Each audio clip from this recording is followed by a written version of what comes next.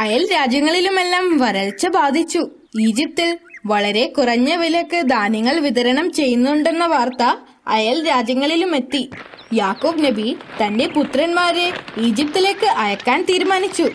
ബെന്യാമിൻ ഒഴികെ തന്റെ മറ്റു പുത്രന്മാരെ ധാന്യം വാങ്ങുന്നതിനു വേണ്ടി ഈജിപ്തിലേക്ക് അയച്ചു.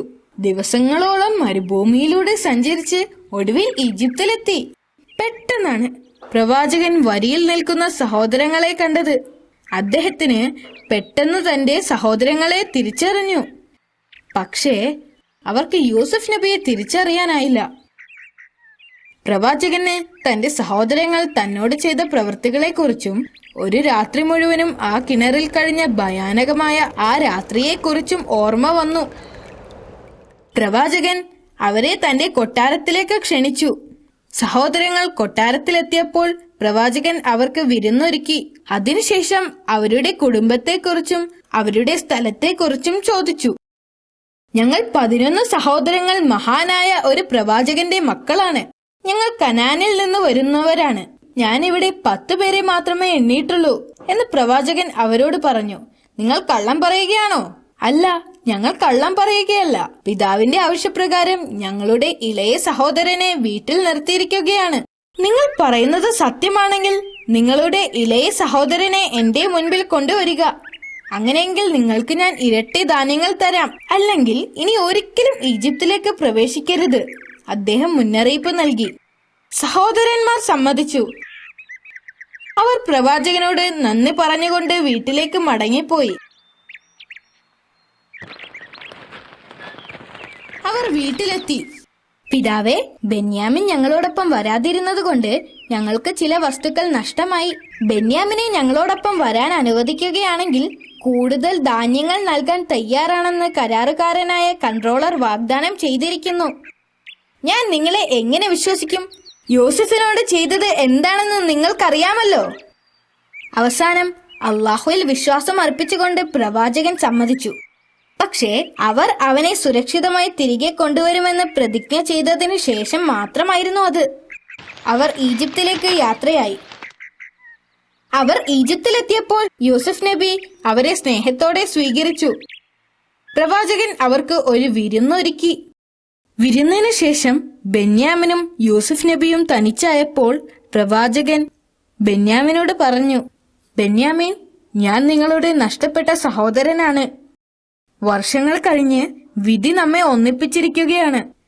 സമയമാകുന്നതുവരെ ഇത് രഹസ്യമായി സൂക്ഷിക്കുക, പ്രവാചകൻ പറഞ്ഞു. ബെന്യാമിന് ഇത് കേട്ടപ്പോൾ ഭയങ്കര സന്തോഷമായി. അവർ കരയുകയും സന്തോഷം കൊണ്ട് കണ്ണ് നിറയുകയും ചെയ്തു. പ്രവാചകൻ സഹോദരങ്ങൾക്ക് വാക്ക് നൽകിയതുപോലെ കൂടുതൽ ധാന്യങ്ങൾ നൽകി. യൂസഫ് നബി തന്റെ ജോലിക്കാരനോട് ബെന്യാമിന്റെ ബാഗിനകത്ത് സ്വർണത്തിന്റെ അളവ് പാത്രം രഹസ്യമായി വെക്കാൻ ആവശ്യപ്പെട്ടു. സഹോദരന്മാർക്ക് സംശയമൊന്നും തോന്നിയില്ല. അവർ തിരിച്ചു പോകാൻ തുടങ്ങിയപ്പോൾ സൈനികർ അങ്ങോട്ട് ഓടി വന്നു. അവിടെ നിൽക്കൂ, നിങ്ങൾ മോഷ്ടാക്കളാണ്. എന്താണ് നിങ്ങൾക്ക് നഷ്ടപ്പെട്ടത്? ആശയക്കുഴപ്പത്തിലായ സഹോദരങ്ങൾ ചോദിച്ചു. നിങ്ങൾ രാജാവിന്റെ സ്വർണക്കപ്പ് മോഷ്ടിച്ചിരിക്കുകയാണ്. ഞങ്ങൾക്കിതിനെക്കുറിച്ച് ഒന്നും അറിയില്ല, ഒരു സഹോദരൻ പറഞ്ഞു. സഹോദരങ്ങളെ ചോദ്യം ചെയ്യാൻ പ്രവാചകൻ ഒരു സൈനികനോട് നിർദ്ദേശിച്ചു. മോഷണത്തിന് എന്ത് ശിക്ഷയാണ് നിങ്ങൾ നൽകുന്നത്? സൈനികർ ചോദിച്ചു. ഞങ്ങളുടെ നിയമമനുസരിച്ച് മോഷ്ടിച്ച ആൾ വസ്തുവകകളുടെ ഉടമയ്ക്ക് അടിമയായി തീരും, ഒരു സഹോദരൻ പറഞ്ഞു. പ്രവാചകൻ അവരുടെ നിയമമനുസരിച്ച് അവരെ ശിക്ഷിക്കാൻ തീരുമാനിച്ചു. കാരണം തന്റെ സഹോദരനെ കുറെ കാലം തന്റെ കൂടെ നിർത്താനും അതുവഴി തന്റെ പിതാവിനെ കാണാനുമായിരുന്നു അദ്ദേഹം അങ്ങനെ ചെയ്തത്. ഈജിപ്തിലെ നിയമത്തിന് പകരം ഞങ്ങൾ നിങ്ങളുടെ നിയമം നടപ്പാക്കാൻ പോവുകയാണ്. നിങ്ങളിൽ ആരാണോ കപ്പ് മോഷ്ടിച്ചത് അയാളെ അടിമയായി ഇവിടെ നിർത്തും, സൈനികർ പറഞ്ഞു. അവർ അവരുടെ ബാഗുകൾ ഓരോന്നായി തിരയാൻ തുടങ്ങി. അവർ ബെന്യാമിന്റെ ബാഗ് എത്തിയപ്പോൾ അതിൽ നിന്നും സ്വർണക്കപ്പ് പുറത്തെടുത്തു. നീയാണ് അടിമയാകേണ്ടത്, അവർ വിളിച്ചു പറഞ്ഞു. സഹോദരങ്ങൾ ഞെട്ടിപ്പോയി. അവർ പിതാവിനെക്കുറിച്ചും പിതാവിന് നൽകിയ പ്രതിജ്ഞയെക്കുറിച്ചും ഓർത്തു. അവർ ദയക്കു വേണ്ടി പ്രവാചകനോട് യാചിക്കുവാൻ തുടങ്ങി. അങ്ങ് അവന് പകരം ഞങ്ങളിൽ ഒരാളെ കൊണ്ടുപോകുക. ദയവ് ചെയ്ത് അവനെ ഞങ്ങളുടെ കൂടെ അയക്കണം. പ്രവാചകൻ അവരുടെ ആവശ്യങ്ങളെല്ലാം നിരസിച്ചു. അദ്ദേഹം ബെന്യാമിനെ കൊട്ടാരത്തിലേക്ക് കൊണ്ടുപോയി. പ്രവാചകന്റെ സഹോദരന്മാരിൽ ഒരാൾ ബെന്യാമിന്റെ വിധിക്ക് വേണ്ടി ഈജിപ്തിൽ തന്നെ നിന്നു. അവർ യാക്കൂബ് നബി അലൈഹിസ്സലാമിനോട് വിവരങ്ങൾ അറിയിക്കുന്നതിനു വേണ്ടി കനാനിലേക്ക് മടങ്ങി. അവരുടെ പിതാവിനെ ആ ദുഃഖവാർത്ത അറിയിച്ചു. പിതാവേ, അങ്ങയുടെ മകൻ ബെന്യാമിൻ മോഷ്ടിച്ചു. എന്നാൽ ആ വൃദ്ധനായ പിതാവ് തന്റെ മക്കൾ പറയുന്നത് വിശ്വസിക്കാൻ തയ്യാറായില്ല. അദ്ദേഹം അവിടെ നിന്ന് സ്വന്തം മുറിയിലേക്ക് പോയി. ദിവസങ്ങളോളം അദ്ദേഹം രാവും പകലും ഇരുന്ന് കരഞ്ഞു.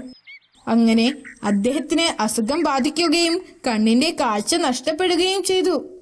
സഹോദരങ്ങൾക്ക് പിതാവിന്റെ വിഷമം കണ്ടു നിൽക്കാനായില്ല. അവർ അദ്ദേഹത്തെ ആശ്വസിപ്പിച്ചു. പിതാവേ, എന്തിനാണ് താങ്കൾ എപ്പോഴും ഇങ്ങനെ വിഷമിക്കുന്നത്? എന്റെ ദുഃഖവും വിഷമവും ഞാൻ അള്ളാഹുവിനോട് വിശദീകരിക്കുന്നു. പ്രവാചകൻ പറഞ്ഞു.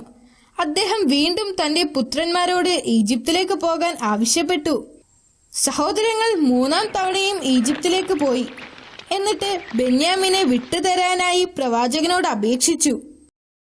അവർ തന്നെ വഞ്ചിച്ചതാണെങ്കിലും തന്റെ സഹോദരന്മാരെ കണ്ടപ്പോൾ ആ രഹസ്യം അധിക നേരം മറച്ചുവെക്കാൻ അദ്ദേഹത്തിന് കഴിഞ്ഞില്ല. നിങ്ങളുടെ സഹോദരൻ യൂസുഫിനോട് നിങ്ങൾ എന്താണ് ചെയ്തതെന്ന് നിങ്ങൾക്കറിയാമോ? തങ്ങൾക്കും യൂസുഫിനും മാത്രം അറിയാവുന്ന രഹസ്യമായിരുന്നു അത് എന്ന് സഹോദരന്മാർക്ക് അറിയാമായിരുന്നു. അവർ ചോദിച്ചു, താങ്കൾ ഞങ്ങളുടെ സഹോദരൻ യൂസുഫാണോ? അതെ, ഞാൻ യൂസുഫ് ആകുന്നു. അദ്ദേഹം മറുപടി പറഞ്ഞു. ബെന്യാമിൻ എന്റെ സഹോദരനുമാണ്. അള്ളാഹു ഞങ്ങളോട് ഔദാര്യം കാണിച്ചിരിക്കുന്നു. ആര് അള്ളാഹുവിനോട് ഭക്തിയുള്ളവരും ക്ഷമയുള്ളവരുമാകുന്നോ അള്ളാഹു അവർക്ക് പ്രതിഫലം നൽകുക തന്നെ ചെയ്യും. സഹോദരങ്ങൾ ഭയന്നു വിറച്ചു. തങ്ങൾ മുൻപ് ചെയ്ത കാര്യങ്ങൾ അവർ ഓർത്തു. പ്രവാചകൻ അവരെ ശിക്ഷിക്കുമെന്ന് അവർ കരുതി. അവർ പറഞ്ഞു, ഞങ്ങൾ പാപം ചെയ്തവരാണ്.